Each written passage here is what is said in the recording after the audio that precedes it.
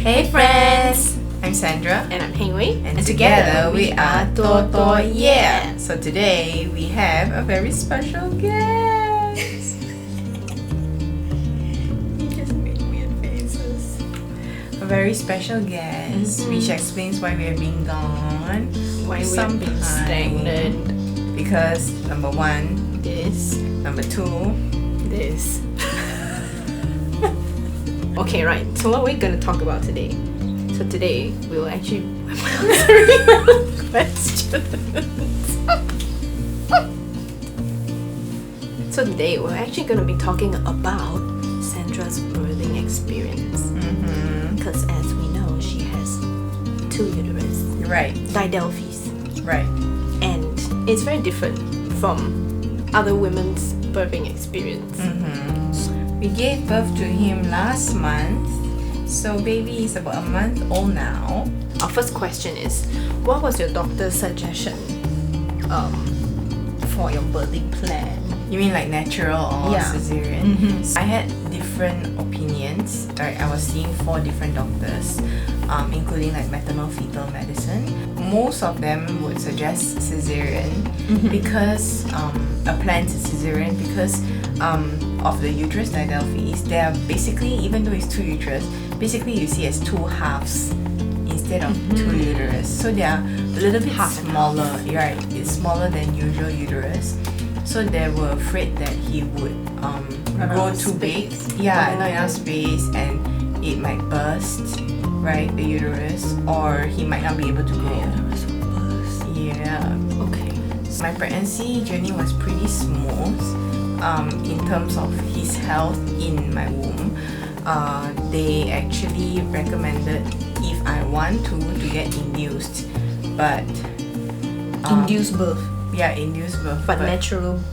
right. induced birth. But the risk is there, and in the end, I went for the planned C-section because if the induced birth fails, you have to pay for both. It's a lot of money. Yeah.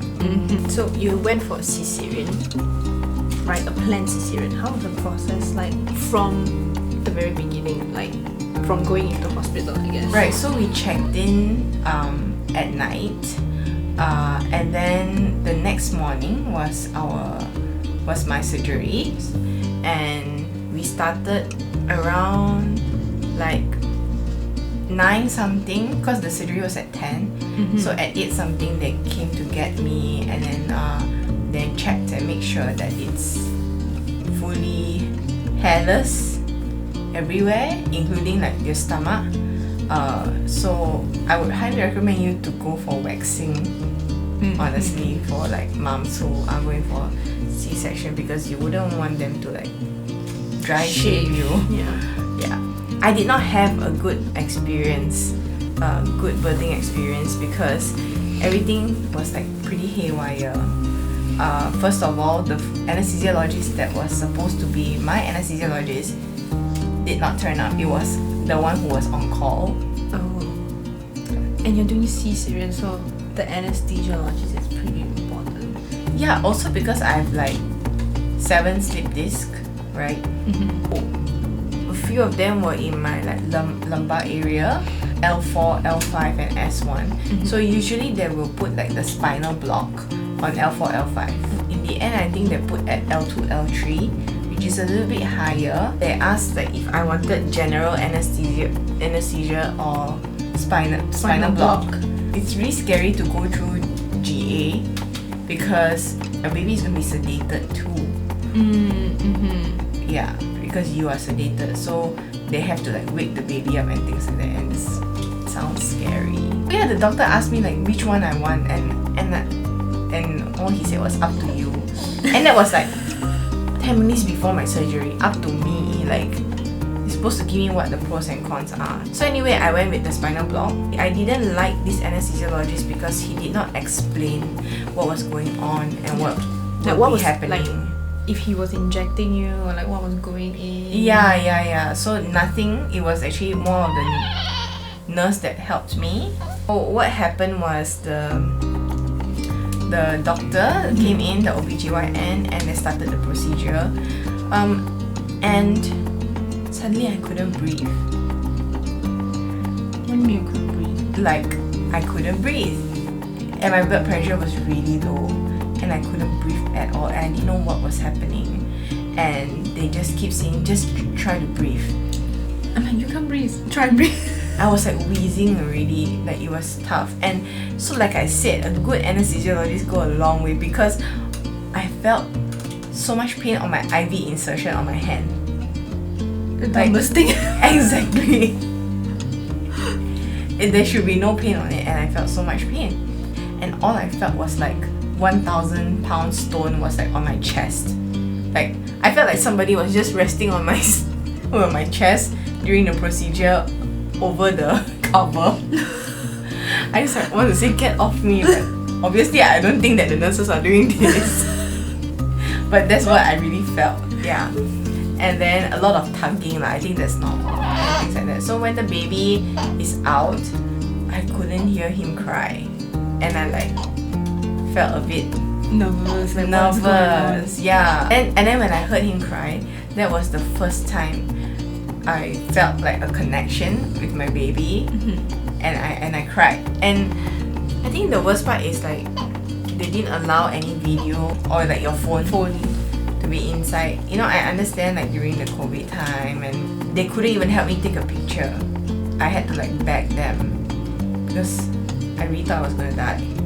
Usually husbands are allowed to enter the operation theaters, but because of that COVID, so then You cannot. yeah, You can't have your husband. right. When they showed me the baby, it was like 1 second, and then they were like, baby is really cold, like has a really low temperature right now, we got the girls, basically.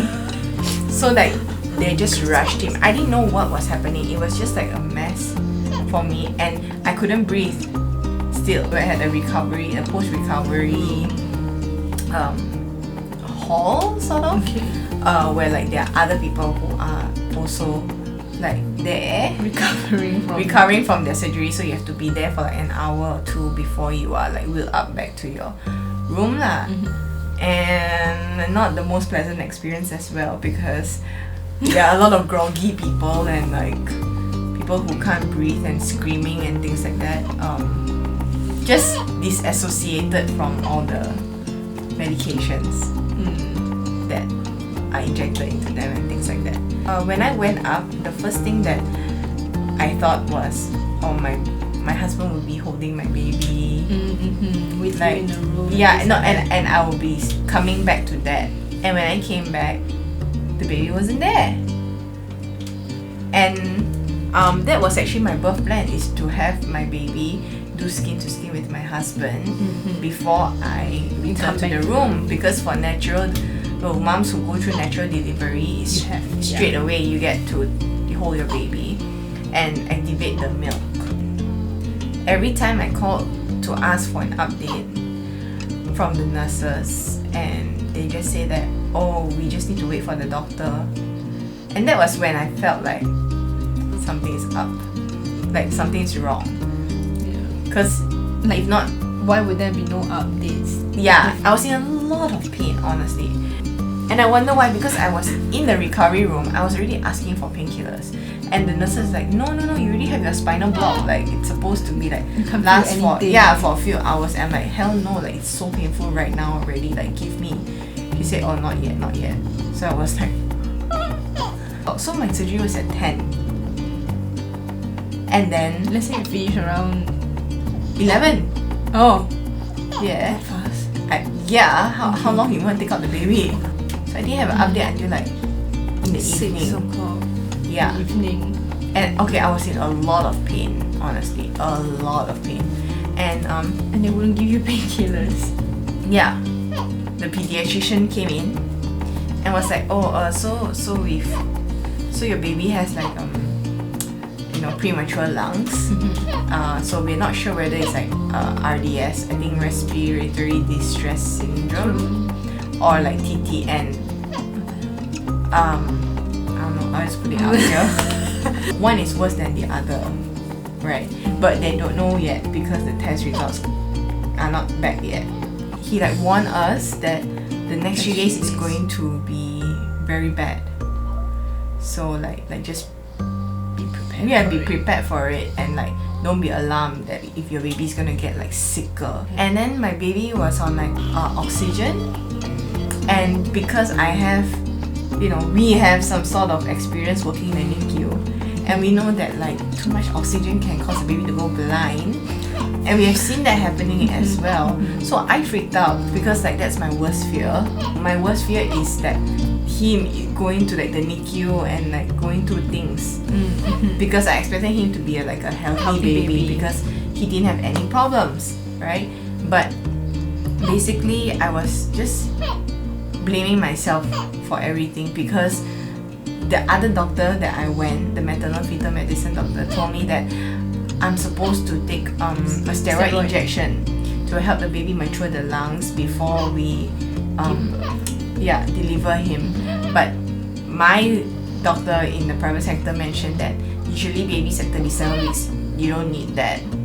But I read the research papers, and it said that babies who are like 37 weeks to 37 weeks and 6 days has the best results if you take that injection. But the doctor insists that no one really takes it at 37 weeks. So I'm like, since I'm going with this doctor, I might as well listen to him and not like make a mess out of things, and I should trust him. But then my baby come out with premature lungs. Of course, like I blame myself for it. So I asked the pediatrician if I've taken that steroid injection. It's called Dexa.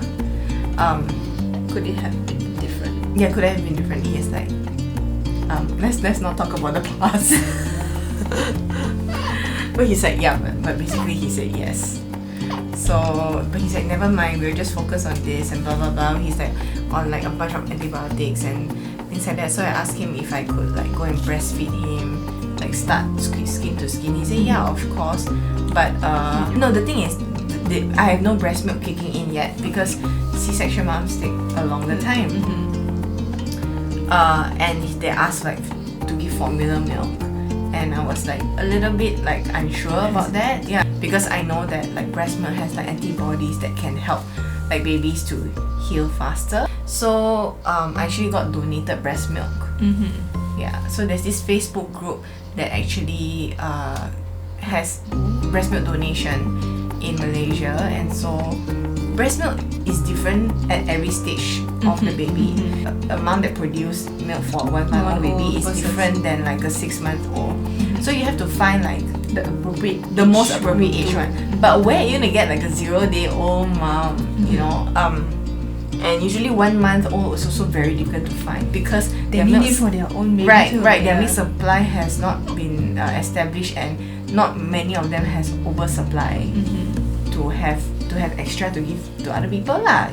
So it was like a hectic situation, calling here, calling there, asking. So in the end, we got breast milk for like a mom who had a 1 month old. What? Yeah. So we were very, very thankful for that. But luckily, my milk actually kicked in pretty fast. Like by day 3, I had colostrum. Colostrum is the initial breast milk, which is very, very nutritious. On the first day, I had like 8 ml, which is a lot. Usually, it's like 0 point something or like 1 ml only. Yeah, so my milk kicked in pretty fast. Maybe because I just like naturally felt the need to save my baby. Yeah, I really felt that way, and I think my husband felt that way, and together we were like trying to like do a lot of breast massage to like activate to stimulate the hormone and like the breast and everything like that. That was intense. Yeah. There's like a very, very, how to say, like a very, very long journey, but actually it's just in like one day. Yeah. Anyways, like what was it? When did you actually get to hold your baby? And how was it like? Next day in the afternoon. So it was more than 24 hours. Oh, because it's like born at like 11 something, let's say. 10 a.m. Like the next day, like 12 or 1 p.m. Then only I got to see my baby for the first time. because they didn't allow me to get down from my bed, and he's attached to oxygen, so both of us couldn't get out of our rooms. Bedridden. Yeah, both of us were bedridden basically.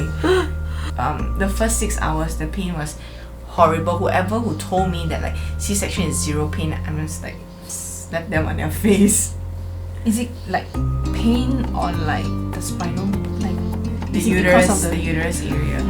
Okay. I think the more pain on like the uterus contracting rather than like, I don't know. It's just pain on my abdomen. I can't tell where exactly the pain is. Yeah. I'm in so much pain right now. I'm going to see.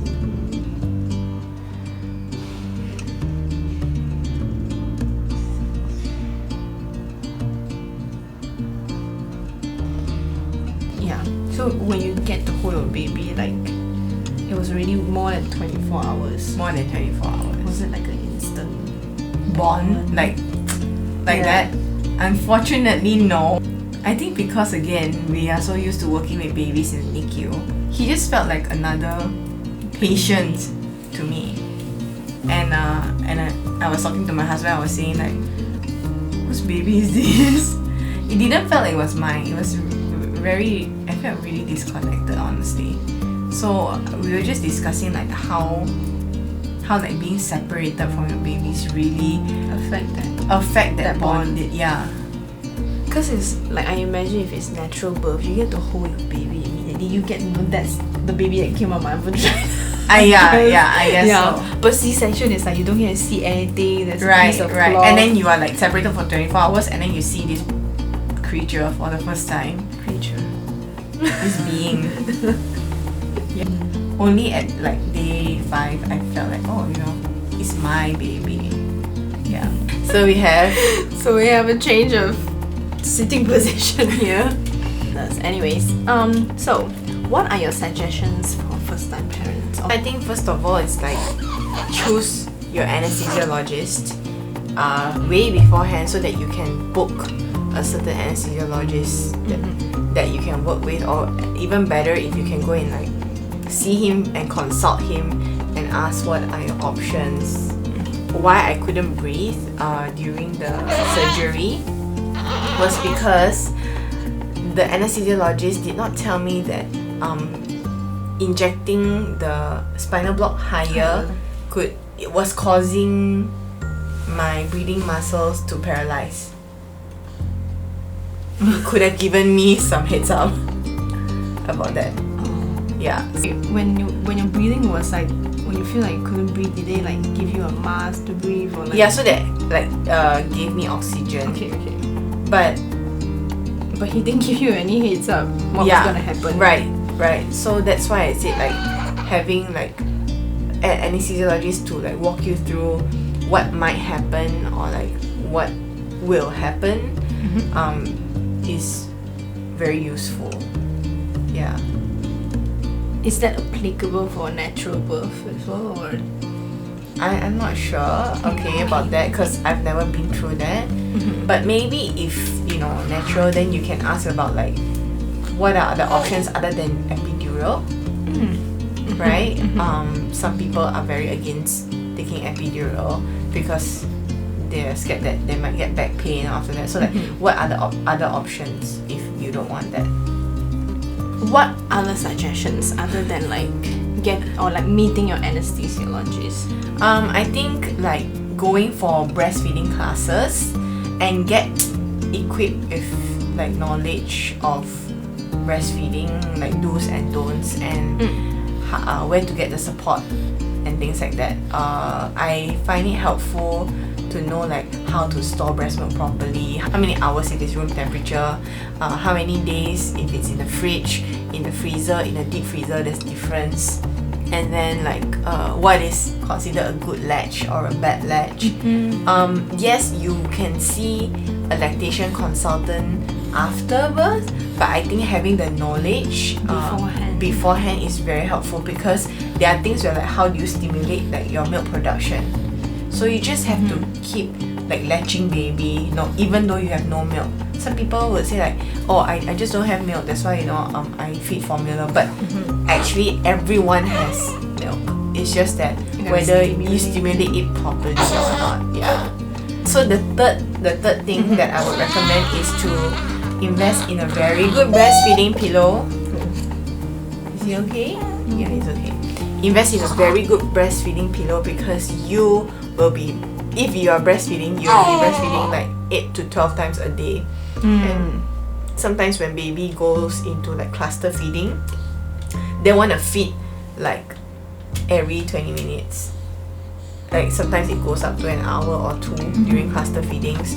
So then you really need a good breastfeeding pillow to support like your back and the front and like different positions. I would highly recommend The breast friend. yeah, my breast friend. So it's a really good breastfeeding pillow, especially if like you're a mom who's going through C-section. Then you can avoid the wound, and also it acts like a laptop table a bit, like that. Baby table. Yeah, a baby laptop table thingy. So I highly recommend that. Yeah. Okay, so other suggestions include like maybe have your partner or family member or like a very close friend to be there and support you throughout your hospitalization. I think it's very important. Like for me, I was going through a lot of pain right after surgery, and I wasn't allowed painkillers. The only thing that could make me feel better was like my husband holding my hand, right? So that I can transfer the pain to him. You mean like break his hand?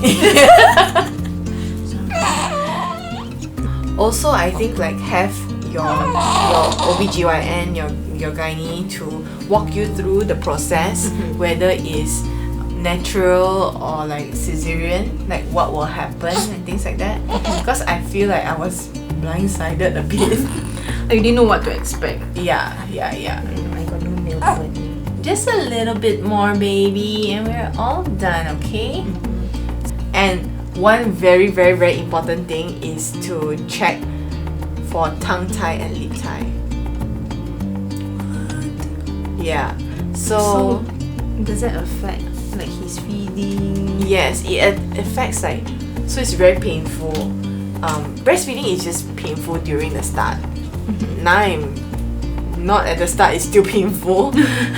So when we checked for his tongue tie, he also had lip tie. What is lip tie? Lip tie is like on top here. Oh. So he can't open his mouth properly, so he can't latch on properly. The treatment was very easy, lasering some of the milk. So it's like a few seconds, and for them they don't need any like pre-medication or anesthesia because it's so small, the area. So the best time to bring your It's baby like there is like super newborn, like few days old. I went for day 17 and I wish I would have gone earlier. Yeah, because it's so painful when he latches on. Last but not least is practice self-care. I can't emphasize how much you have to practice like self-care. Like during the confinement, you're supposed to wash your hair for a month. That ain't happening. Yeah, so I went for like a scalp detox. Detox, where like they really scrape off like all the dirty things and like your dandruff or your like dried scalp and things like that. And I actually survived pretty well. Like but after that I started like using a lot of dry shampoo because it's oily and itchy, right? So you use dry shampoo, and the dry shampoo thickens your more scalp. and more. And it was even itchier, and it became like waxy, like my whole head. Yeah, it was so bad. By day 12, I was having like head pimples. So I'm like, it ain't gonna continue anymore. My target was like 14 days, right? Although it's like 1 month. But by day 12, I was like begging my aunt, who's like my confinement lady, to like, please let me wash my hair. Yeah, there's that. And then I went for like eyelash useless things such as like eyelash extensions. But honestly, it really gave me a lot of comfort because after birth, you don't like get to take care you of don't yourself. you don't get to take care of yourself, and like you grooming, don't really look particularly very good postpartum, you know, like you have flabby stomach and it's not like really contracted yet. So let me share my postpartum picture. See, it's like I woke up like this, and you just have like that boost of confidence when you look pretty without makeup. And postpartum massage, it's expensive, but it's one of those things that you should save money for. Yeah, Especially if you have back pain like back pain and like helping maybe. to contract your uterus and things like that. So yeah, that's it, and time's up. Thumbs up, guys. Auntie Heng Wei can't hold no longer. Yeah. Okay. But anyway, thank you so much for listening. Yeah, it's a long one, but you know, yeah. it's worth listening. So like, subscribe, and comment down below if you have any questions, and we'll see you next time. Bye.